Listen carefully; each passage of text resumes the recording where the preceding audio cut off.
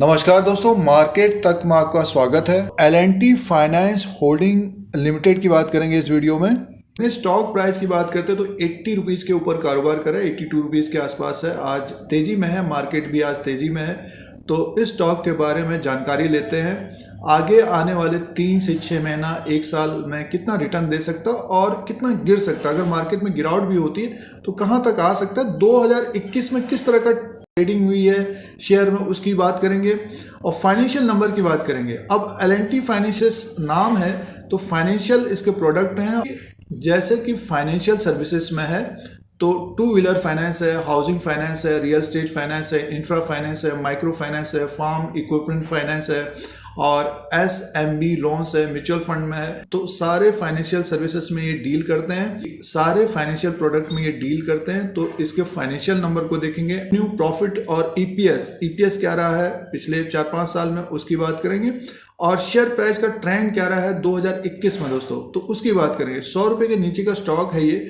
इस कंपनी के बारे में जानकारी लेते हैं, आगे आने वाले दिनों में कितना ये रिटर्न दे सकता है। सपोज अगर स्मॉल क्वांटिटी के हिसाब से इसको लिया जाए, मार्केट में काफ़ी उतार चढ़ाव हो रहा है, तो आगे 3 से 6 महीने के लिए अगर स्टॉक को देखा जाए कितना रिटर्न मिल सकता है। तो सबसे पहले इसके फाइनेंशियल नंबर की बात करते हैं दोस्तों। मार्केट कैप की बात करते हैं तो 20,400 करोड़ का है, फेस वैल्यू 10 रुपीज़ का है, बुक वैल्यू पर शेयर देखते हैं 75 का है और EPS 3.88 का है और कंपनी की तरफ से डिविडेंड कम ही मिलता है। फाइनेंशियल नंबर की तरफ ध्यान देते हैं वार्षिक एनुअली, और 2021 में 13,678 करोड़ का रेवेन्यू था एनुअली और 2020 में 14,104 करोड़ का, और अगर हम 2019 की बात करें तो 12,979 करोड़। तो पिछले 3 साल का जो रेवेन्यू है वार्षिक, साल दर साल के हिसाब से एक तरह से रेवेन्यू बढ़ा है L&T फाइनेंस का। और 2017 में देखिए 8,340 करोड़ का रेवेन्यू था, वहाँ से बढ़कर लगभग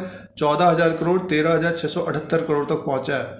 और हम नेट प्रॉफिट की बात करते हैं तो नेट प्रॉफिट जो रहा है इनका, अगर हम 2021 में 948 करोड़ का रहा है और 2020 में 1700 करोड़ का था और 2019 में 2,232 करोड़ का था। तो नेट प्रॉफिट कम हुआ है पिछले 2-3 साल में, और 2017 में देखिए 1,042 करोड़ का था। तो 2017 के अनुसार भी नेट प्रॉफिट कम है वार्षिक। और EPS देखिए, एक तरह से EPS जो रहा है कम है 4.45, और EPS अर्निंग पर शेयर की बात करते हैं 4.49 का है 2021 में और 2017 में 5.21 का था। तो EPS पिछले 5 साल में बात करते हैं तो कम हुआ है। 2019 में 11.15 का था, 2019 में सबसे ज़्यादा था, उसके बाद देखिए एक तरह से डाउनफॉल हुआ है ये EPS में भी, अर्निंग पर शेयर में भी। अब क्वार्टरली नंबर्स की तरफ ध्यान देते हैं तो 3,051 करोड़ का रेवेन्यू था सितंबर 2021 में, और सितंबर 2020 में 3,408 करोड़ का था। तो देखिए एक तरह से पिछले साल के अनुसार देखते तो रेवेन्यू कम रहा है, क्योंकि जो सिचुएशन रही है तो उसमें इनका रेवेन्यू कम हुआ है और 3,000 करोड़ के ऊपर का रेवेन्यू है क्वार्टरली। अगर हम नेट प्रॉफिट की बात करते हैं तो नेट प्रॉफिट देखिए 222 करोड़, 177 करोड़, 265 करोड़, 287 करोड़ और पिछले साल 247 करोड़।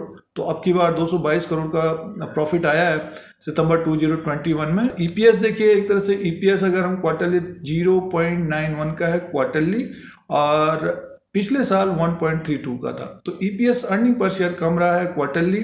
तो ये क्वार्टरली नंबर्स थे और जिसमें इनका रेवेन्यू है 3,051 करोड़ का। तो ये फाइनेंशियल नंबर थे दोस्तों, ये फाइनेंशियल नंबर थे एनुअली और क्वार्टरली, रेवेन्यू, नेट प्रॉफिट और EPS। ग्रोथ की संभावना रहेगी आने वाले समय में। पिछले 1-1.5 साल में इनका रेवेन्यू थोड़ा बहुत कम रहा है, प्रॉफिट भी कम रहा है, और आगे ग्रोथ होती है तो इनका रेवेन्यू प्रॉफिट बढ़ता हुआ दिखेगा और EPS भी बढ़ता हुआ दिखेगा दोस्तों। शेयर होल्डिंग पैटर्न की बात करते हैं तो 30 जून 2021 तक प्रमोटर्स की जो होल्डिंग है 63.59% की है, और इन्होंने थोड़ा बहुत बेचा है।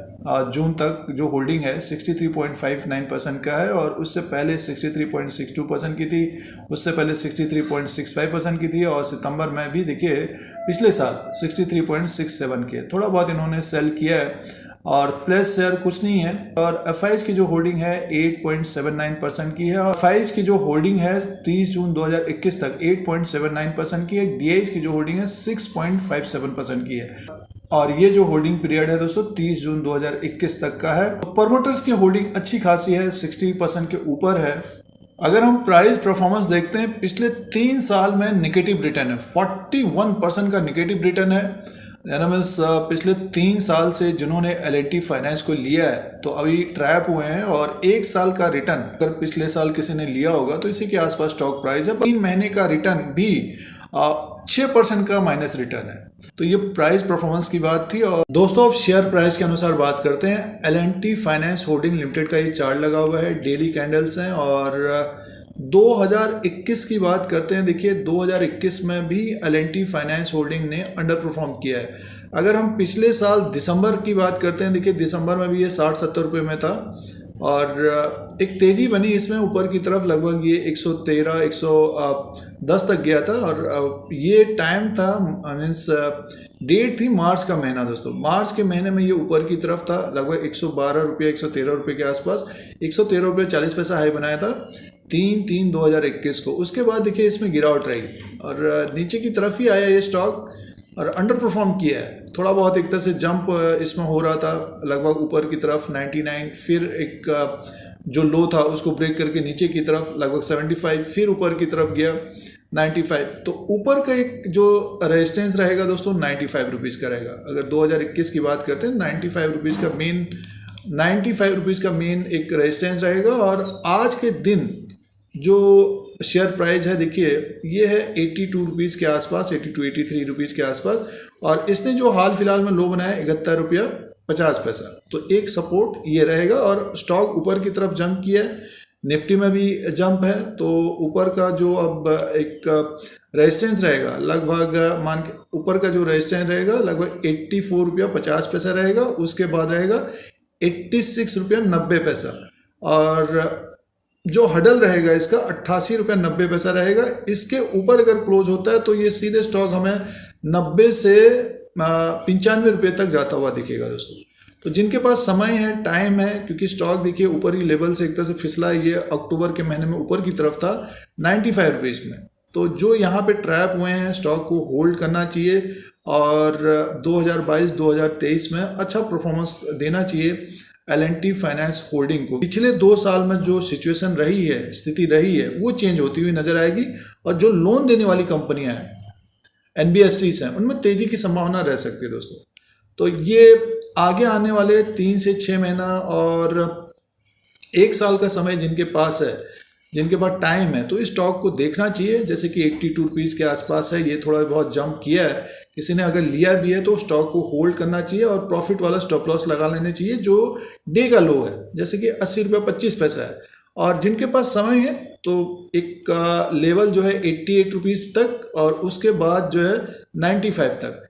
और जिनके पास 6 से 1 साल का समय है, मान के लिए 2023 तक का जिनके पास समय है, तो स्टॉक देखिए काफ़ी ऊपर के लेवल से ये गिरा है। मान के चलिए ये जैसे कि अभी हाई बनाया था 2021 में, अब तो 2021 जा रहा है, 2022 में 113 को भी ब्रेक करेगा, और 113 ब्रेक करते हुए लगभग 124, और 124 का जो भाव था दोस्तों पिछले साल फरवरी में ऊपर की तरफ था, तो 123 और 120 के ऊपर अगर टिकता है, मान के चले कि 2022 के जून के बाद या 2023 तक ये 120 के ऊपर टिकता है, तो इसमें एक तेजी की संभावना और रहे, 146 से 160 तक जाता हुआ दिखेगा। पास समय है, स्टॉक एक तरह से 2 गुना भी हो सकता है। अब डिपेंड ये करेगा कि हर तिमाही के रिजल्ट्स के ऊपर ध्यान देना चाहिए। तो ये चार्ट पैटर्न के अनुसार लेवल्स हैं। अगर हम L&T फाइनेंस होल्डिंग का एनालिसिस और विश्लेषण करते हैं तो आगे आने वाले समय में अच्छी ग्रोथ की संभावना है। NBFCs लोन देने वाली कंपनियों में जो पिछले 2 साल में जो सिचुएशन रही है, स्थिति रही है, तो इनमें काफ़ी दबाव रहा है, इसलिए स्टॉक ने भी अंडर परफॉर्म किया है। तो रेवेन्यू प्रॉफिट बढ़ता है, और चार्ट पैटर्न के अनुसार अगर 3 फिगर के ऊपर अगर क्लोज होता है स्टॉक तो अच्छा खासा तेज हो सकता है दोस्तों। मान के चलिए कि 40 से 50% रिटर्न मिलता हुआ दिखेगा जिनके पास समय है। जो ट्रेडिंग कर रहे हैं, जैसे कि ये तेज हुआ है, तो अपने प्रॉफिट को प्रोटेक्ट करने के लिए जो डे का लो है उसको स्टॉप लॉस बनाना चाहिए। तो ये L&T फाइनेंस होल्डिंग का एनालिसिस और विश्लेषण है आज तक का।